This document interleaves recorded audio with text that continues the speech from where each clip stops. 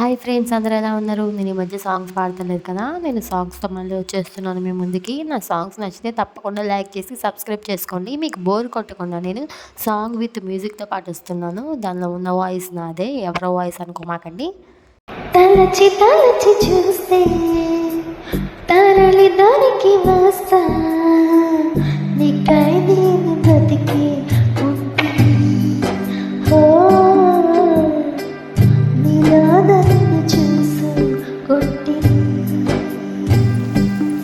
తరచి చూసి చదువు వేళ కలిసిపోయి లేక రాసా, నీకై నేను బ్రతికి